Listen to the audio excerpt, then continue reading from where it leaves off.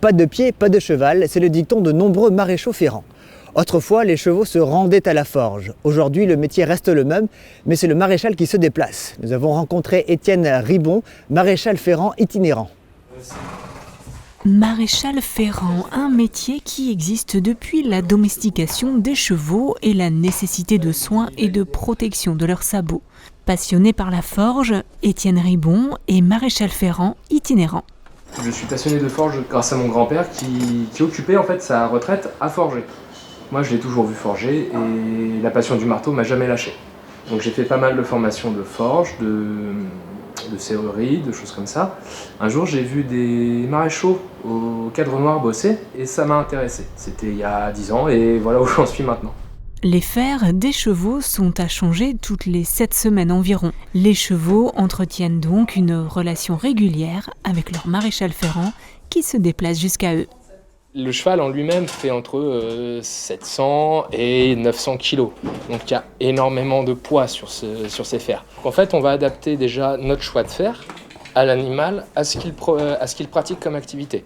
Donc par exemple, si j'ai un animal qui fait du saut ou qui fait beaucoup d'endurance, ce genre de choses, je vais plutôt choisir des fers un peu larges pour avoir un peu plus de surface au sol, pour avoir plus d'accroche. Mais par contre, si j'ai un galopeur en face de moi, je vais plutôt choisir des fers très fins qui ont peu d'accroche au sol et qui vont permettre d'avoir un geste un peu plus fluide et un peu plus rapide. Aujourd'hui, on a des chevaux de compétition, donc il faut qu'ils soient régulièrement ferrés. On a des poulinières où les sabots vont devoir être parés et régulièrement entretenus. Donc tout ça se fait en collaboration avec mon maréchal ferrant, Étienne, qui vient régulièrement sur l'exploitation pour le bien-être des animaux. Le maréchal ferrant s'occupe du cheval pendant 1 heure environ. La pose indolore de la ferrure va protéger l'animal et limiter l'usure importante de ses sabots. Elle donne aussi une meilleure traction au cheval. Quand on approche un animal, déjà on va le déferrer, enlever les anciens fers. On va ensuite parer, donc enlever l'excédent de corde qui a poussé en fait le temps du ferrage. Ensuite, on va venir ajuster les fers. Tous les chevaux n'ont pas les mêmes chaussures et c'est pour ça que on doit passer par l'étape enclume et forge pour pouvoir déjà adapter le fer au pied du cheval et ensuite pouvoir modifier, si besoin, le fer.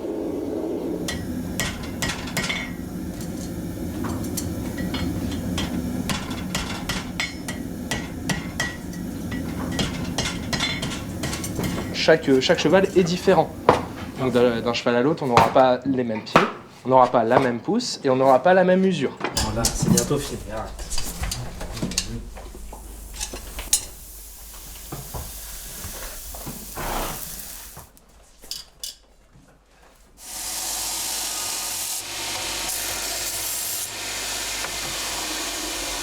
Et ensuite, on va venir brocher et river ce fer au pied. Donc en fait, on vient donc mettre des clous et serrer ces clous pour empêcher que déjà l'animal se blesse et que le ferrage s'en aille trop rapidement. La passion de la forge qui anime Étienne l'a conduit à progresser dans sa pratique de la coutellerie. Je forge des couteaux à partir donc d'acier inoxydable que j'essaie d'avoir dans un style assez médiéval nordique.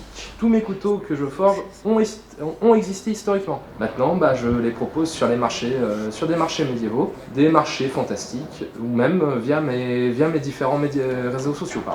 On estime à 1700 le nombre de maréchaux ferrants actifs en France. Un métier d'artisan qui demande un savoir-faire assez large, un geste sûr et un amour des chevaux.